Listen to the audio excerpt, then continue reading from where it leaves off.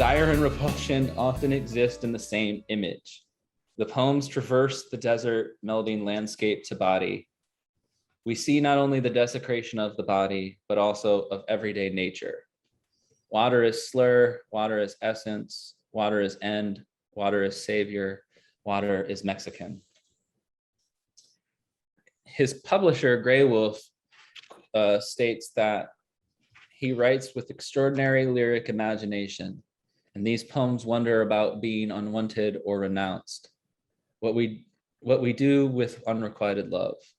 Is it with or without it that we would waste away? It is no wonderment, though, that Corral's work is now reigning with praise.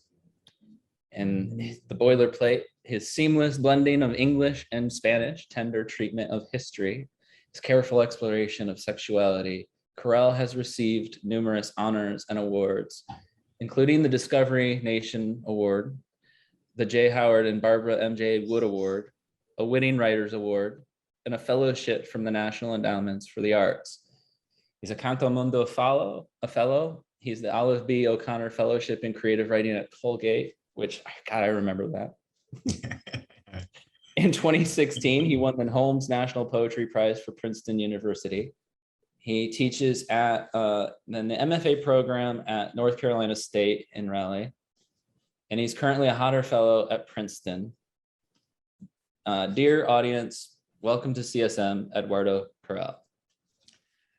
Thank you, Krista, for that lovely introduction, and thank you, Neil, for the invite to be present here in your community. Thank you all who are attending in this moment and who'll be hopefully viewing this sometime in the future too. So if you're seeing this, not in the present moment, welcome, welcome. Before we start our conversation, Chris, and then I'll read some few poems, and then we have a little conversational break. I want to talk briefly, about my origins as a poet.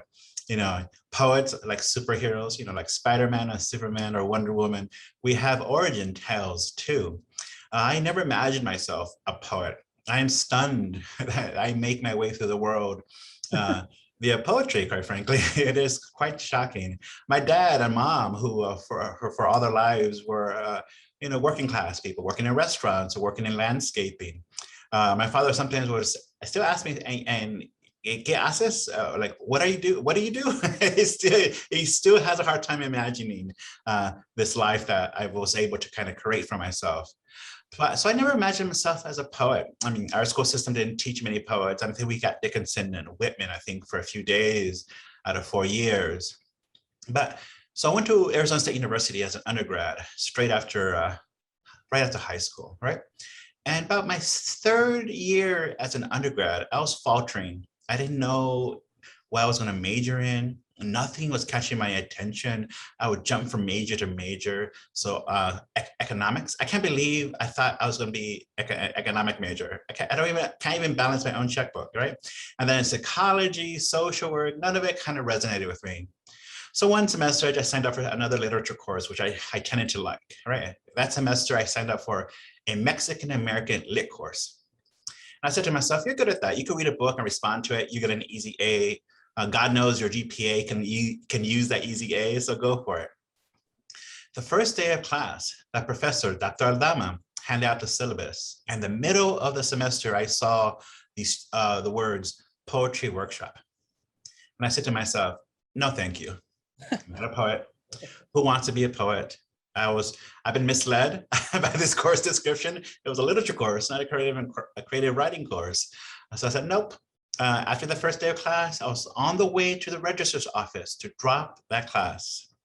But I talked myself out of it because I said to myself, don't be silly, don't be an idiot. You're not a morning person. This is 2 p.m. Tuesday and Thursday. You can do 2 p.m. Tuesday and Thursday, right? But if that course had been earlier, and 10 or 11 a.m., I would probably have dropped it, right? Because I'm not a morning person. But that was the main reason I kept that course. Like, okay, you already signed up Tuesday and Thursday, twice a week in the afternoon. You got this.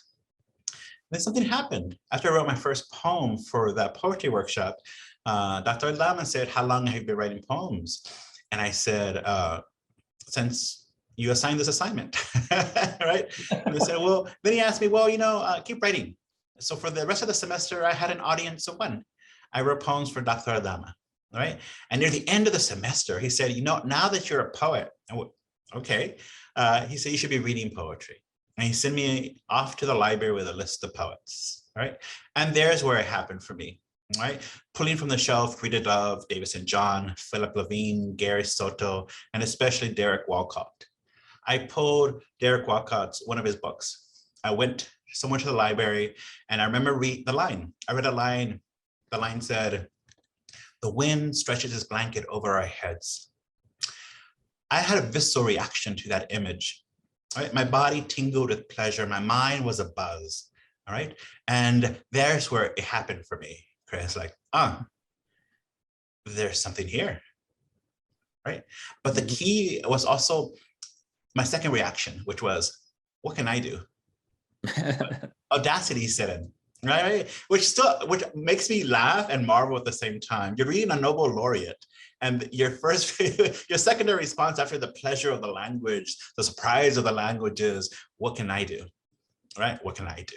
And there began my serious apprenticeship, which I am still in the middle of, right? There's no mastery over language, right? There's where my apprenticeship to language really began. And I became enthralled by language itself, the art, the tradition. Nice. Yeah, I don't think I didn't intend to be a poet either when I started. That's the funny thing. You just been striking it, and I was in that. It's in that same mode where you're like, oh, I think I could do. Oh, I suck. But I love this. And then my mentor James Reese said the same thing. He's like, you're a poet, and I'm like, but I wanted to be a fiction writer. Yeah. I was hoping to write screenplays. Well, the thing is, I didn't know what I wanted to do. So I found poetry, and if I didn't even imagine, you could be employed as a poet or as a professor of poetry, right? So I just fell in love with the art at the end of the day too. And also looking back, I realized I was always hyper attentive, hyper aware of language. I remember as a young boy, there were not many books in our house until I got a library card in middle school. But I would read the back of cereal boxes again and again. Mm-hmm. I was ravenous for language, right? And I'm like, I know what Captain Crunch is going to do in this, this little narrative the cereal box is giving me. But I was still in love with language. I wanted something to read, so I kept reading the same back of the cereal box again and again, right? Maybe hoping to find something new, right? And looking back, I was always enthralled by song lyrics. I always say the first poem I ever fell in love with was the lyrics to the REM song "Losing My Religion." All right, they're so grand and abstract, but I love that song, and because I love the lyrics. I love the lyrics, right? End of the day, right? So when I've discovered that I could be a poet, that I could pursue poetry, looking back at my earlier life, I realized I always had this hyper attentiveness to language, and the hyper attentiveness is also rooted in a learning disability. I mean, I have dyslexic. Right.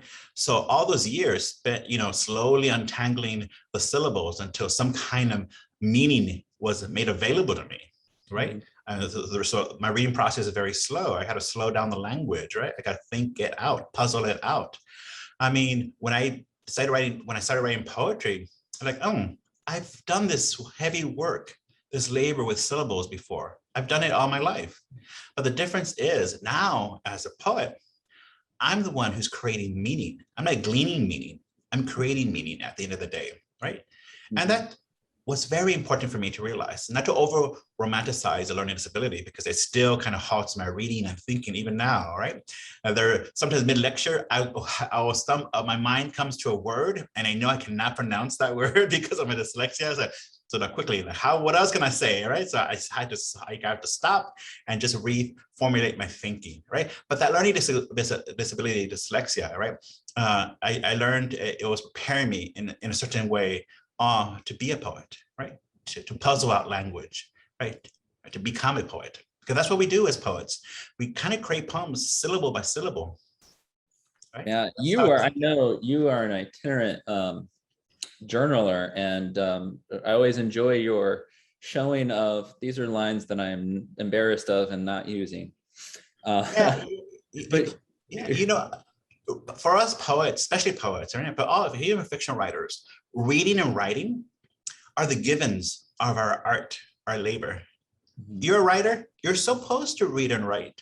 So I'm always asking myself, how do I activate that? How do I make it work for me as a poet, right? So reading and writing, yes, are foundational. But for me, the key thing, Chris, is the notion of attentiveness. I'm a poet because I move through the world attentive to the world with all my five senses, right? All my five senses. You know, I jot down ideas or things I hear or read in my phone, right? Or all my little moleskins I have around in my office, in my bag, right? That's how I define myself as a poet, right? And that's the heart of my creative practice. As long as I'm paying attention, as long as I'm attentive to the world I'm moving through, I am jotting down what I see, what I hear, what I taste, what I feel. That's part of the writing process. You're preparing yourself to write. And that went, you know, just I think this lends us to a couple of the poems that are obvious references or inspirations of yours. You have lines written at Federico Garcia Lorca Park. Yeah. Is how I was first drawn to you, I believe, in terms of blogs when it was Lorca. Lorca, yeah. And then to Francisco Alarcon. Yeah, Alarcon, yeah. If you wanted to read one or both of those. Sure, let's do that, yeah. So that they can get a sense of your amazing. A few years ago, I spent about 10 days in Granada, southern Spain, Andalusia, where Federico Garcia Lorca, the Spanish poet who was murdered by fascist soldiers in 1936. That's where his family home is. That's where he's kind of took root, right? So every day I would visit the park named after him because, again, I'm a poet, so I have this imagination, which sometimes is good and sometimes it's bad, because I sat in the park imagining for day after day that Lorca's ghost and spirit would come to me. And I never sensed anything. But what came to me instead was these lines. And I kind of think maybe that's the way he approached. He said, well, I'm not going to visit you, but maybe I'll slip some language into your mind. Right. So this is a poem that the lines came to me while sitting in that park in southern Spain.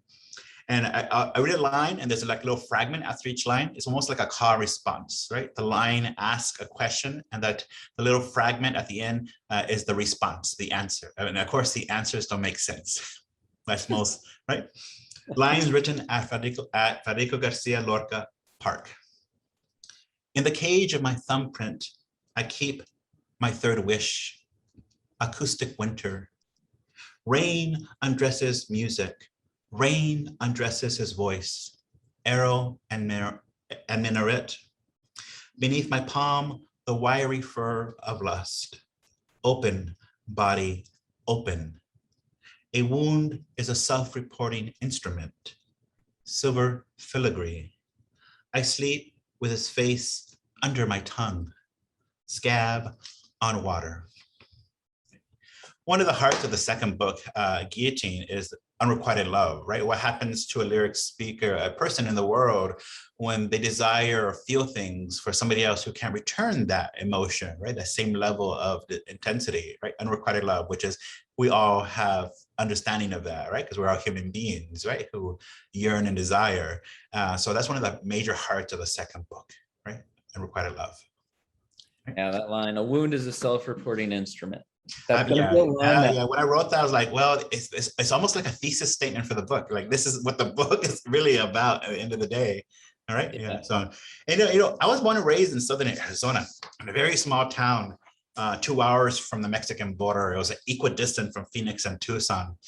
And again, like looking back, I never saw myself as a poet, but once I started writing poetry, I always look back in my childhood. I always remembered I had an imagination like most children do, right? But my imagination, but I think that stayed with me, right? I never let go of it. I kept it silent. I kept it close to me. I didn't really articulate it, but it always stayed with me. Like growing up, I was surrounded by cotton fields. And the summer of southern Arizona, you get 115, 118. In the summer, I would run through those cotton fields and imagine that the cotton was snow. And I would shake and shiver in the middle of that Arizona heat because the imagination was so strong, right? I remember one summer walking home and asking my mother for a coat in mid-July because I was going to go to the snowfields, right? And I remember her look on her face like, what's going on with you? All right. But I mentioned that because one of the poems from Slow Lightning, my first book, talks about this, right? People often ask me, why is there so much snow in your first book? You were born and raised in the desert.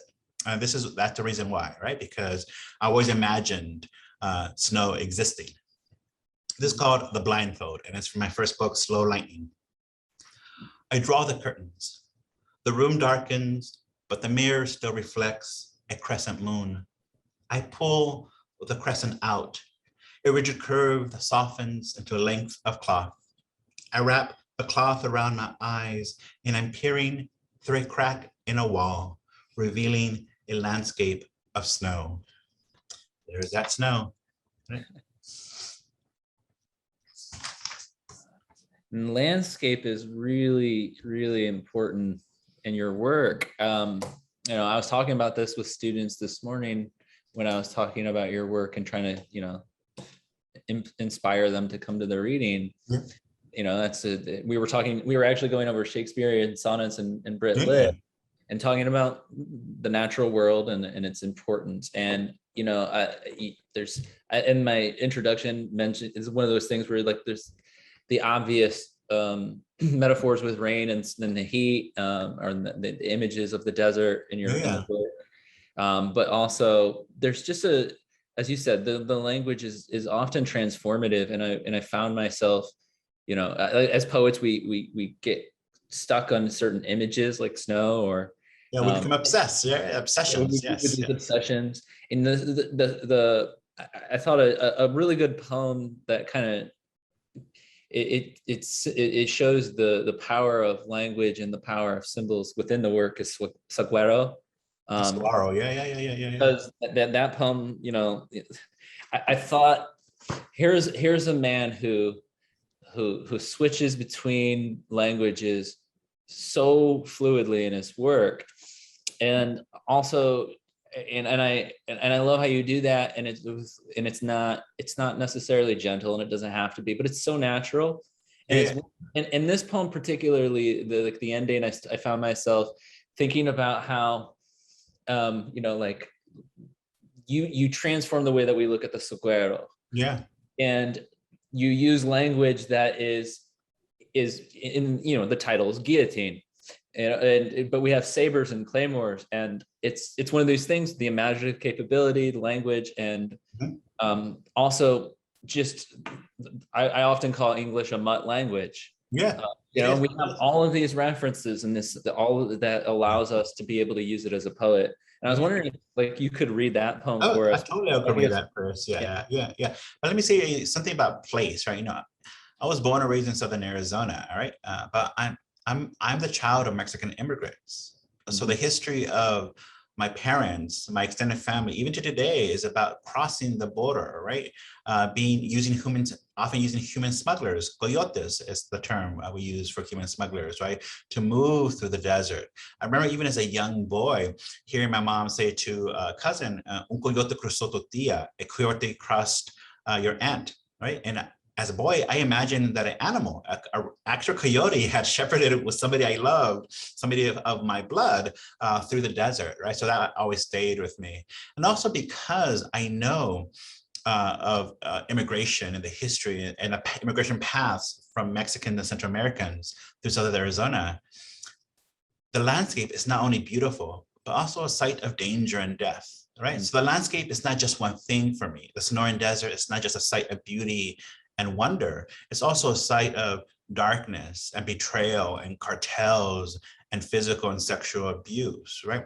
So I think that's very important for poets to always to try to envision how many shadows a word can cast. A word can cast many shadows, but also a place can cast many shadows.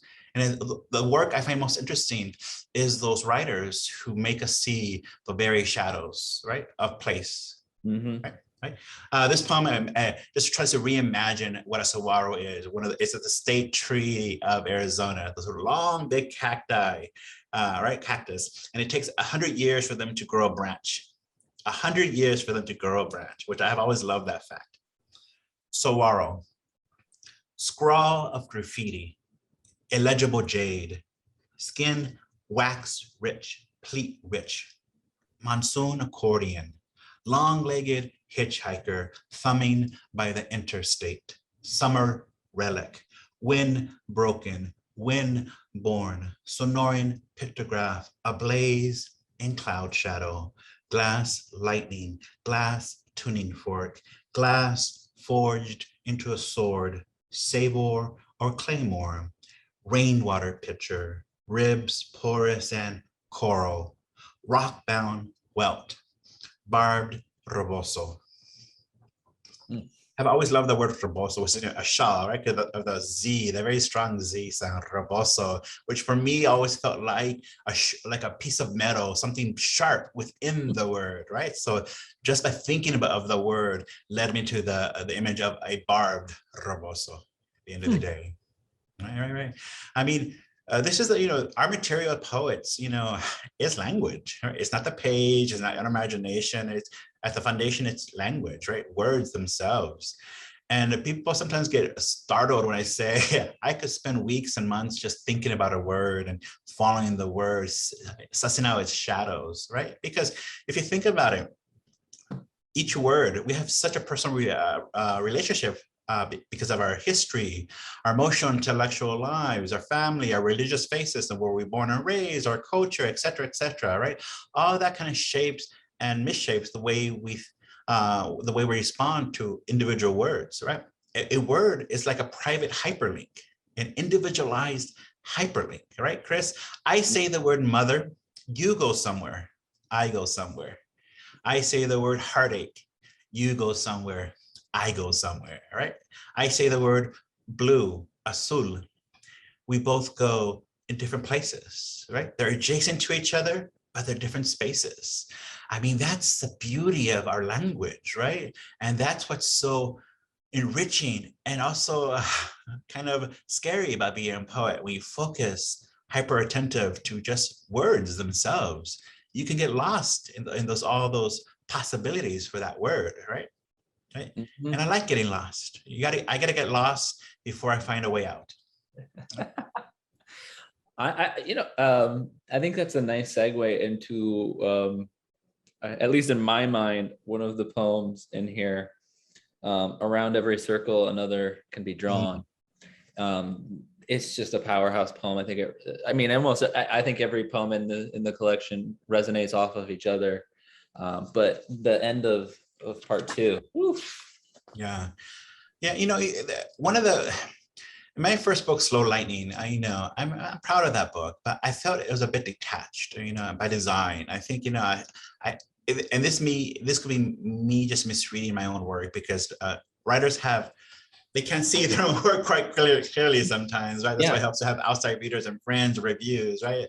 But one thing I thought about the first book, that I felt a bit emotionally distant. And so when in the second book, I wanted to risk vulnerability and risk emotional rawness.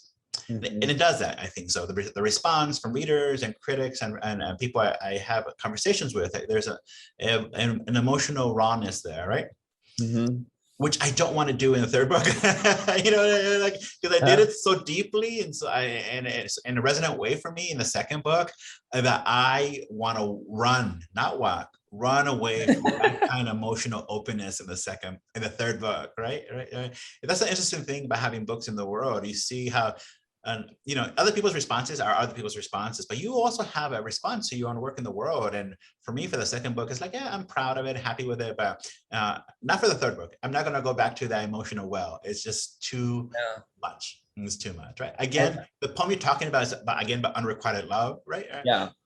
In the first section, I do a lot of social leaping. I leap from statement to image to memory.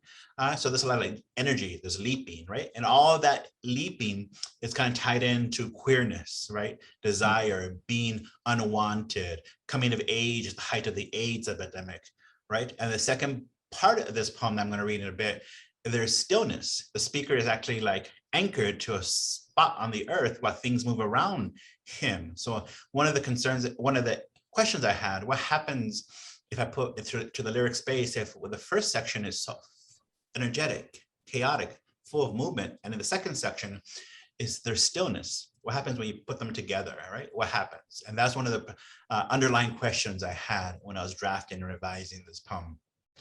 There's also, in my first book and my second book, and every book I publish, I always include a small list of words that I can't pronounce properly. just to tell myself, remind myself, oh, you think you're good with language. You think you're a hot shot. Look at you. You think you can do this with imagery or simile, metaphor. But I always include a list of words that I just can't pronounce, just to keep myself humble at the end of the day, right? And in this poem, they're the medical terms, terminology, right? So please don't tell me that in the Q&A, you mispronounced that. I know I did. It's intentional. Around every circle, another can be drawn, which of course comes from Emerson. 1. In 10th grade, I kissed a guy who called me a faggot once or twice a week. I still see his voice. 6 hummingbirds nailed to a wall.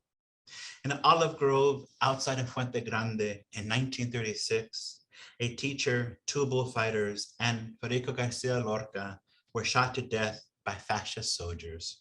During the Reagan years, I sweated out new language, capsicircoma for viral orocandidiasis. Last summer in Sevilla, I flirted with a stranger. He pinched my belly, walked away laughing. Later, along Calle Arjona, a remix of Girls Just Want to Have Fun poured out of a passing taxi cab. Shut the fuck up, Cyndi Lauper, I yelled. Mala copa, joder. The soldier who shot Lorca bragged he fired 2 bullets into his ass for being queer. For years, I desired a man who didn't desire me. He was gentle with my lust. I never thanked him. I'm thanking him now. Though once in a splinter-rich booth, he held my hand. A kindness I can't forgive. 2. Diminished but quick, I sprint into the desert toward a dust devil slowly twisting along a canal.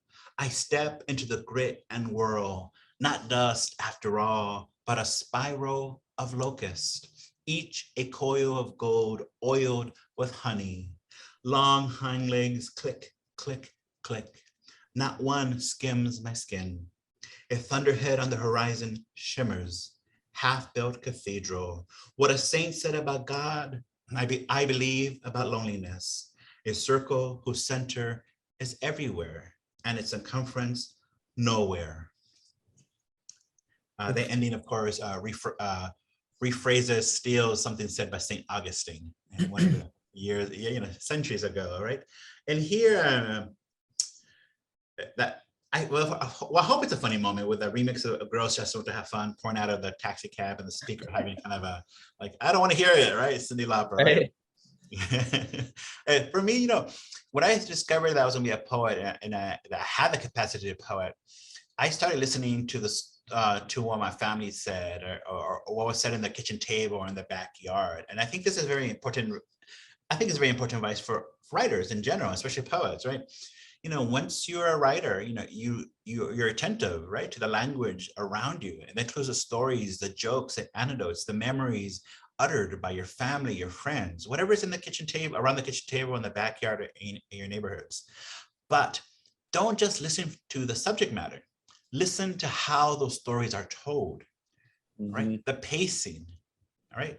Are they short, image-rich? Are they accessible, direct? Are they crude and crass, right? That was a key moment for me, Chris, when I figured out that maybe I want to be a writer in the world, a poet specifically, right? I paid attention to how my parents and my relatives said things, how they cracked their jokes, right? And my father has this really briny sense of humor, right? He will crack a joke at a funeral, right?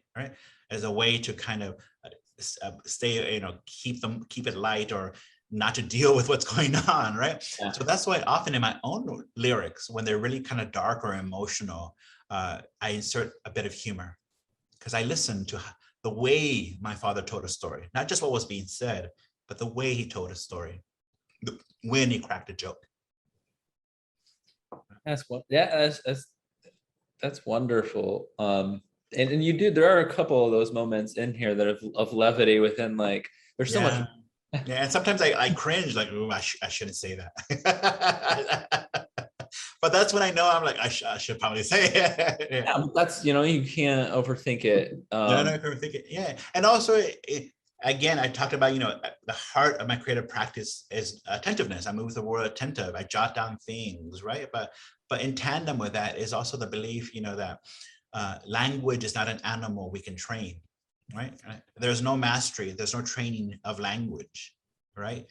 My best imagery, my best thinking, lyrical thinking happens when I follow the language, when I listen to it. That's what, I talk about. I could dwell with a word for days or weeks because it has many shadows. It leads me to many places, right? But that's what I mean. Listening to the language, a phrase, an image, where does it take you?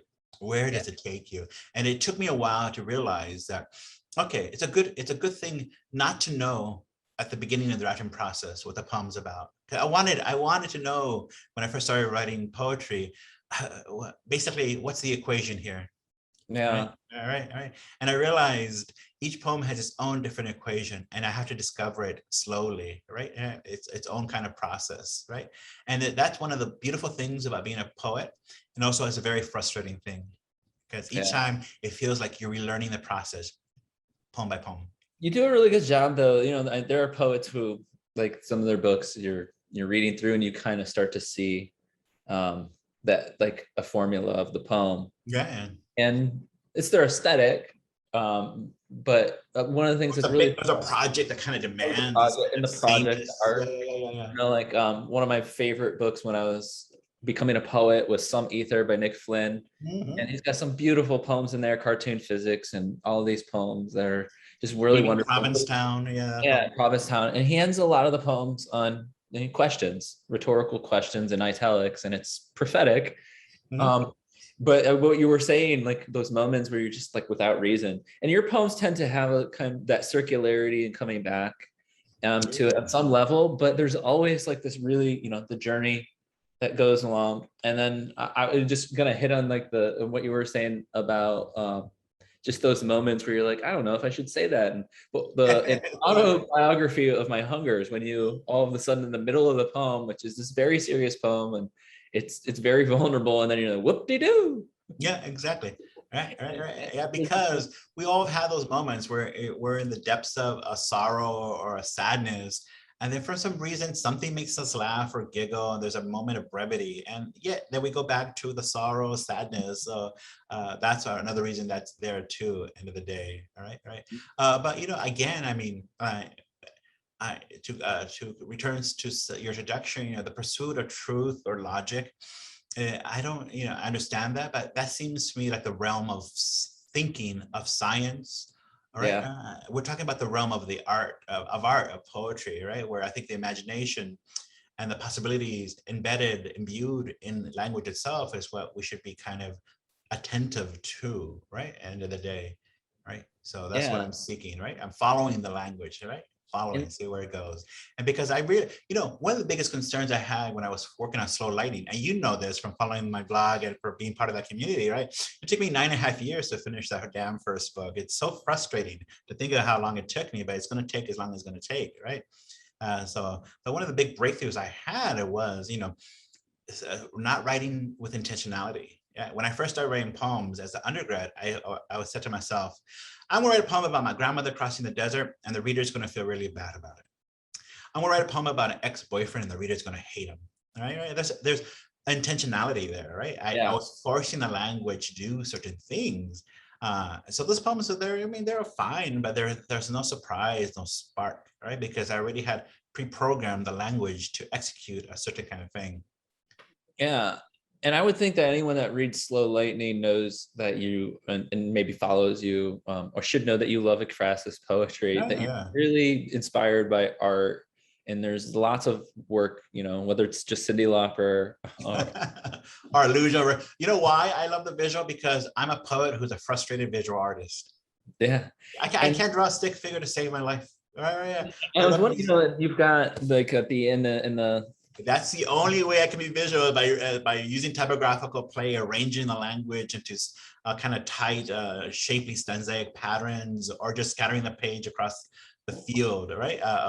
The page, the white of the page, right? That's the only way it can be kind of visual with a language, but that's the heart of it. At the end of the day, I'm a poet who yearns to be a painter, right? Because I love the process. It's so tactile. They have canvas and oils, right? I feel like poets is we have, yeah, if we're a little left out. The readers that don't have the book, Yeah. Yeah. these beautiful moments, and it's, you know, the choices you may have had to make and to Yeah. do that. It's surprising, you know, it's like, yeah, they're artistic. It's George Herbert better. No, nobody's better than George Herbert, but this is also very kind of contemporary too. The use of the page like that, you see it in many kind of books nowadays. So that's some of the inspiration, right, that I got from reading my contemporaries, all right, and from the past generation. Right? But it's so organic in here. I try, you know why it feels a bit organic for me? Because guess what software I used to write the second book? What did you use? Pages on my Air Mac. Maybe I should use Pages. No, midway through writing the second book, I'm like, what am I doing? You have like a nice desktop in your office with all this modern software and suites. You can order something to maybe manipulate the language in a more sophisticated way. But I thought, okay, this like lo-fi, low-key approach to shaping the language with Pages of all things on my Air Mac was helpful because it forced me to really slow down and think about the choices I was making. And also it limited what I can do. I couldn't get too fancy or elaborate with the shaping because Pages couldn't do it. Yeah. Right. So that constriction at first, I didn't understand why I was doing it. Then near the end of the process, oh, this makes sense why, right? Because the heart of the book is a long sequence imagining immigrants, both Mexican and Central American, scratching or notching their thoughts or language into water barrels set along paths in the southern desert, right? So like, okay, so that's a lo-fi. That's just exactly. That's limiting. Tool and plastic barrel. So why not use a lo-fi, not too sophisticated software program, which is of course Pages, right? But that said, never again will I write a book using Air Mac Pages. Never, never. Will you read some of the since you brought those poems up, will you read that sequence? I think it kind of fits what you're saying about the heart of the poem. Yes, I read a couple of them, all right? So they kind of make a bit sense. So the heart of the second book, Guillotine, is this long sequence titled Testament Scratch into Water Station Barrel. Years ago, I saw a photograph of a blue barrel which are set by human rights organizations in Southern Arizona along footpaths, paths used by immigrants, right? People coming in from Mexico and Central America to provide water for people, especially in the desert heat, right? I mean, these water barrels can be a source of life, right? They can be life-saving, but often people would vandalize them, right? And or cut them into them so the water will pour out before people for the migrants had a chance to actually get to the water, which always bewilders and saddens me to the nth degree. But then I started imagining these blue barrels as communal spaces where these immigrants themselves had agency, had the power to leave their voices on these barrels, right? And that's the heart of the second book, right? Mm-hmm. So one of the voices, they're not named for reasons we could talk about maybe later on, but the first voice here is of a young queer man thinking of his father as he might be close to death or not, right? In this poem, I borrow language from fast food commercials. So you notice that in a bit, right? And also I code switch in this poem, which I do often in the first book. I move back and forth from English and Spanish, and there's no italicization, no glossary, right? The Spanish is on equal footing with the English in my body of work, right? Papa, dying is boring. To pass las horas, I carve our last name all over my body. I try to recall the taste of Pablo's sweat.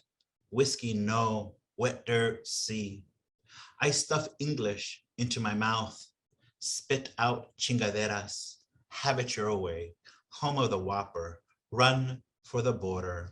Aguas, the mirror betrayed us. Erase your face from my face, gave me mother's smile, narrow nariz.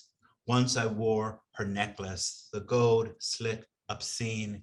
God, I was beautiful. Cada noche I sleep with dead men. The coyote was the third to die. Your money is still in his wallet. Quien engaña no gana. Apa, there's a photo in my bolsillo of a skeleton shrouded in black flames. Nuestra Señora de la Santa Muerte, patron saint of smugglers, pickpockets, and jotos. La Flaca, Señora Negra, La Huesuda, Aguas, an animal is prowling this station. It shimmers with hunger, it shimmers with thirst. To keep it away, I hurl my memories at it. Your laughter is now snagged on its fangs. Your pain now breathes inside its lungs. Taste the feeling. Siempre Coca-Cola, America's real choice. I gathered and smashed bottles, apa. Follow the glass snaking from the barrel to a mesquite to find my body. Lips blue, skin thick with scabs. Apa, kneel in the shade, peel the scabs, touch our last name, Solis. And I read one more from that sequence. This is an older gentleman thinking of his children as he moves through the desert. And this is more associative logic. It kind of leaps from statement to image, which is one of my favorite kind of aesthetic choices. Far from highways, I flicker, go the whispering gasoline. If I pinch her nipples too hard, no joy for her, no joy for me. So I practice on ticks, press them just so they give, but do not burst. Beneath my boots, thistle and puncture vine, a wild horse asleep on all fours, its shadow still grazing, my lips, black meat, my tongue, black meat. In my backpack, sardine tins, saltines, and a few cough drops. The moon is my library. There's a glacier inside of grain of salt. Do you understand? I'm sorry. My Albanian isn't very good. Tremble if God forgets you. Tremble if God remembers you. Out of clay, I shape sparrows. I glaze their bills and claws. I give them names like Gossamer, Inglenook, Lagoon. She bathed a trumpet in milk, her tenderness acoustic and plural, her pupils perched in all that green. There's nudity around the corner, bones cracked and iridescent. Sometimes a rain so hard, even the moon puts on a raincoat. Zinc raz, zinc jazz. I notch my arms, I notch my thighs. 5, 6 days, I score my skin, but not the back of my knees. 2 ovals, 2 portraits. My son at 10, his eyes ablaze. My son at 1, his eyes shut. Once I dressed him in burlap. Once bicycles and marbles. Once I tore rain out of a parable to strike down his thirst. You know, the end of that poem for in my notebooks, I had attributed, tearing rain out of a parable to Arcade Fire lyrics. I thought I heard that in an Arcade Fire song. And then I said to myself, you have dyslexia, you mishear things, you might want to double check that. So I went back and Googled the song lyrics and it was something else. And I said, yes, it's mine. I actually came up with it. So let's keep it. Let's keep it. It's wonderful how that's inspired you. Misheard lyric. I forget the lyric now. Yeah. I'm always, that's why I'm always attentive. I'm always taking in things. I'm jotting it down in the notebooks. I never know when I'm gonna make use of it, right? At the end of the day. Right? That was one of the biggest surprises for me when I became seriously a poet and read about the tradition, read interviews with poets. Poems rarely, and I mean rarely, come fully formed to us. I mean, we write them out syllable by syllable, line by line at the end of the day, right? So that kind of piecemeal approach at first was very frustrating, but I realized it's a strength of the art of poetry, right? It allows you to charge your language to make it as lyrical, as bright, and as rich as possible at the level of line, the level of syllable. So yes, it's very infuriating, it's very slow, But that's one of the great strengths of the art, right? The foundational unit of the line allows us to really focus on language itself. Right? Yeah, and what you've said, we had Jericho Brown a couple of years ago now. The pandemic has made me lose time. I think it was in 20, right before he won the Pulitzer. And he was talking about his writing process in that similar sense of like waiting for the next line to come. And I remember he talking about he walks around in his apartment, uttering his work and waiting for the next sonic clue or kind of thing to fill in what comes next. Yeah. Because it says it doesn't. You might have a line and then you're like, where do I go? Where am I going? So follow the music. Yes, follow the music. Following the music of it and going insane. Sometimes we have 10 minutes left, I think. Maybe before we open it up to the audience, we might, if there are questions, if you would want to read the title poem just so that people could, I don't know. You're not supposed to have favorites, but that's actually my favorite poem in the second book. But I always say that with a little kind of trepidation, because my favorites never wind up being the reader's favorites. Like you mentioned other questions for my body. Right? Yeah. For me, that poem felt very slight by itself, but it was doing important work in the structure and the order of the second book.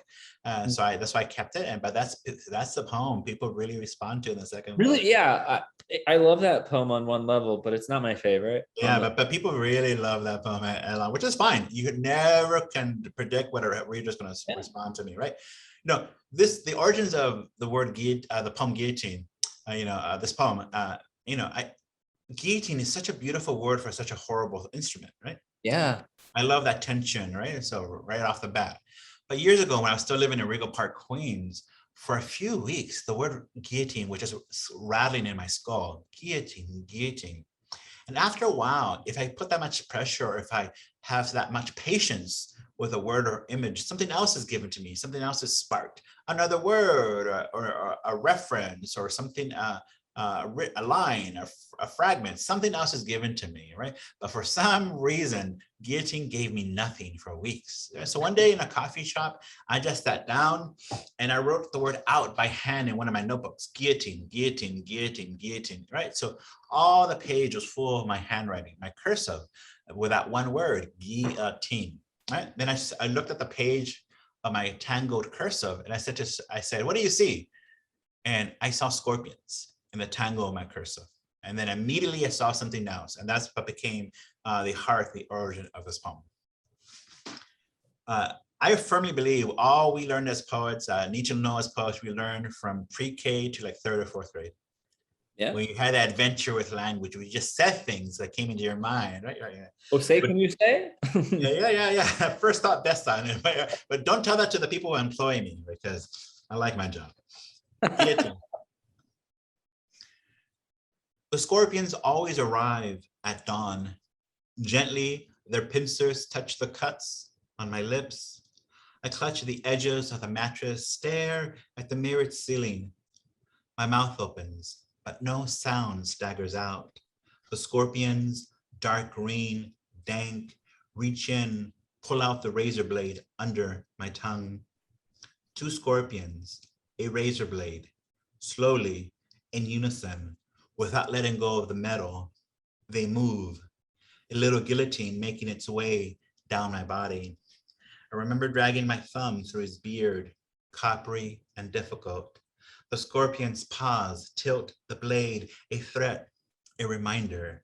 It's my task to stop yearning for as long as it takes them to carry a blade across my skin. My thoughts swerve from monsoon storms to accordions to pecan groves. The little guillotine starts moving again. I begin to sense the enormity of my body, the blade high in the air, for now. Nice, thank you. Idea, two scorpions raising a razor blade. I'm quite happy. You know what? I'm not supposed to say this, but I'm really quite happy with that image. It really does good work. Yeah, it is. It's indebted to the work of Bridget Pichine Kelly. She's a very famous, what people call the Scorpion poem. So that's a little homage to her. She's very important to me. Yeah. I think probably the best American poet in the last 50 years, quite frankly. And that she didn't receive our biggest awards, it's very telling, I think. Because you get people, a room full of poets, and we love her. And also people love Larry Levis, who's not present in their poetry anthologies, which is shocking. He's not in the Norton, he's not in the Penguin, which is so. This is really shocking. Oh, yeah. Lightning Spells of Leaves is one of the best. Yeah. And it's all crying, you know, all kinds of poets, but with different aesthetics and approaches to language. Well, Larry Levis, yeah, I love him too. I love him too. He loves, yeah. If we have questions, Neil, if you're seeing, there's, I mean, people are having lunch and just kicking back and watching poems. We're having lunch, that's right. having lunch and listening What I to do, when mid-afternoon meetings. It felt like we were on a couch just chatting.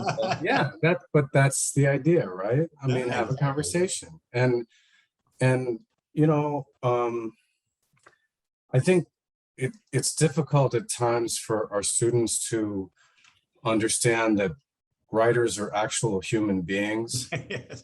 Or professors are actually human beings. Or professors are actual human beings. I think we all experience that. Yes. And so if this hour gave them the impression that you know, we're all living a genuine human life, Yeah. and we're not faking it. I mean, we're trying to the best of our ability. And what you said about language and the sense that how close is your connection to your language? I used to ask that to my students all the time. Yeah.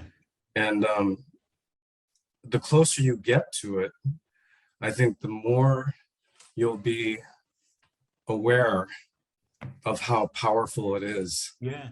I always think of it as an intimacy. Like, what's my own personal intimacy with language?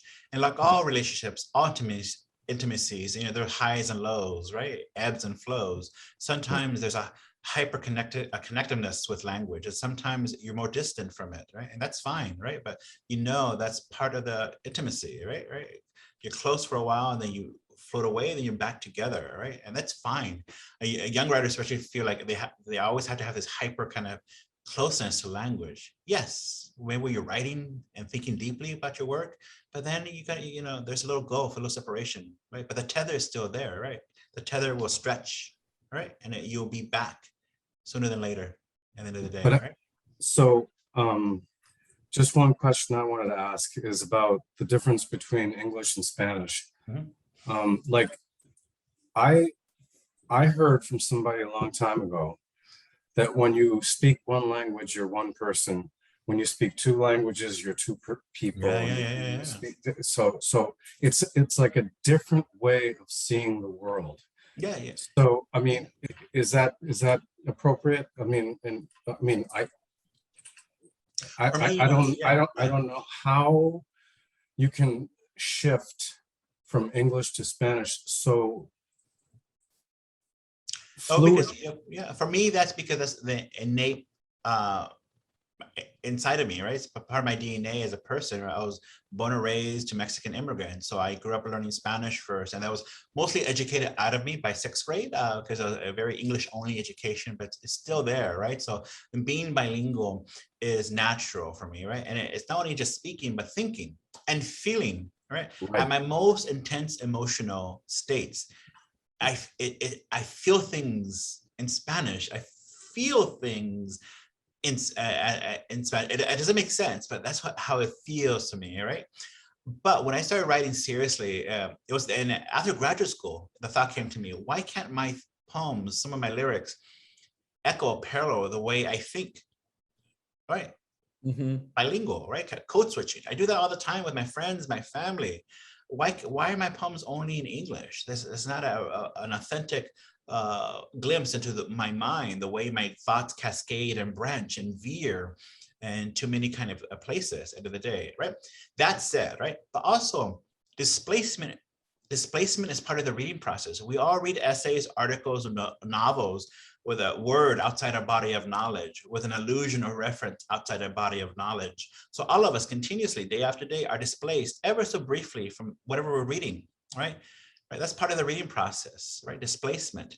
While many people find that displacement as a site of anxiety, they're bewildered or anxious that they no longer have a connection to the text. Right.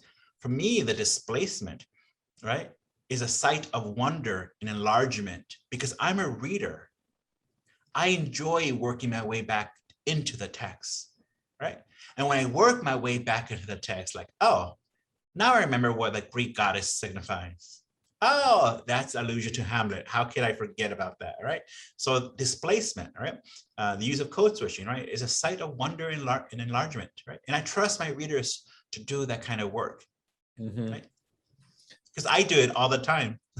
Yeah, that's what it's that there's no, it's our job as the reader to get pulled in and explain what you were saying, being just part of that authentic voice. We had a couple of comments I think kind of goes along with that. I love, someone said that they really admire the idea of language as hyperlinks, you know, personal hyperlinks. And I think that goes along with the code switching too. It's like, we're all like our living, breathing encyclopedias of language and experience. And I always tell my students, you know, each poem you read, each novel you read, you enlarge it, you amplify it, right? Because you're projecting and adding your own experiences, your own bond with language, your own religious upbringing. You're from the South, the North, right? You enlarge whatever text you're reading, right? Because you project who you are, your thinking, right? Your own linguistic loves, right, onto the text. And I find that very empowering and quite a beautiful thing, that each text we read, we're enlarging, right? We're enlarging it. You're also empowering our students. You know, you talked about the beginning, you know, being here for the students. And I think DC area and also in Southern Maryland, you know, to experience language in which it's this validation and equalizing of there's because when we get students, we all know they're like, well, how am I supposed to write? What's the authoritative voice that I'm supposed to write in? And it's like, well, there really is none. Standard American English is a bunch of shit. Well, we only use it because of essay. English, you know, you called it a mutt language, right? And it is. English assimilates, absorbs, corrupts so many words from Europe, Asia, Central America, right? Even if you're only working in English, you're beneath the surface code switching continuously. You're using Arabic, using Turkish, using Nahuatl, using Japanese, right? I love that, right? That's one of the gifts and strengths of English. It's a magnificent, flawed tool, but it's magnificent, right? It's magnificent.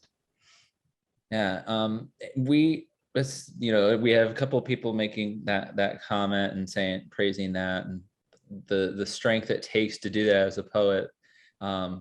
And then and one other question was, and this is kind of a loaded question on one level, but what do you think makes the most well-written, that the most well-written poems have in common?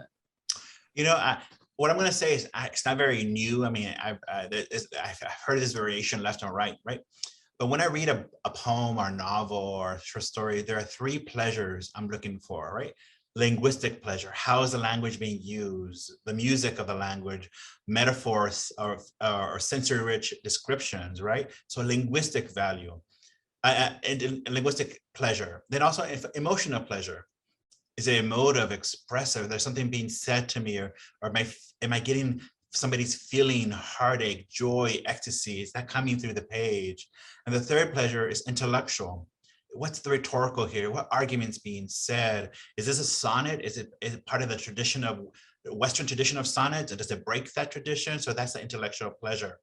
Then I quickly realized those three pleasures often overlap, right? What's a linguistic pleasure can also be an emotional pleasure, right? Yeah. Right? And vice versa. Or often all three of them, right, are the same thing, right? That was a reading strategy for me after graduate school. And then it became a compositional and revision strategy for me, right?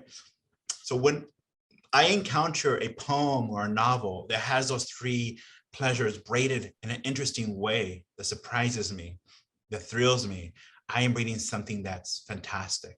All right. In my own work, I know a poem is done when I see all those three pleasures braided in a way that pleases me. Yes, sometimes one of the pleasures has to be elevated over the others because that's what the poem requires. But I often find for me, it's a sweet kind of surprising braiding of those three pleasures: linguistic, intellectual, and emotional. And when I'm reading, I look for those pleasures in whatever I'm reading. Thank you. We don't have any more questions. Then we want to thank you. We want to thank Eduardo for his time. Really, at the end of the hour, and I personally want to thank you, Eduardo, for agreeing to come and visit us at CSM. It's my pleasure. Thank you. Well, look, we need more of this, and I was thinking, so we do 2 or 3 readings per semester, but I think students get more out of this interaction, as I told you, than standing up and lecturing about what they should want to know, you know, and asking important questions. You know, I mean, I think the way it's gone is toward here's the answer, but it's the questions, you know, good to stand on our deathbed, right? That matters. What are the questions? It's the question that matters. And that's the heart of, you know, that's at the heart of my creative and pedagogical approaches. I teach that way and I practice my art. That's right. What are the questions I have, right? When I workshop something, I said, what happens if this becomes that instead? If we do remove that or edit that, right? What happens? Well, the questions, right? To pursue the questions, right, is where you find art, where you find philosophy, where you find solace, right? I love that. I had a student who told me one semester that I screwed it up for her completely. And that was because I said, I don't have the answer. I don't know. I don't know. I'm just asking the question. And she said, I spent my entire life in middle school and high school trying to figure out what the right answer was. And you come to me now and you tell me that you don't have the answer. Now what am I supposed to do? And so did anybody ever ask you how you feel about a work of poetry or no, never happened.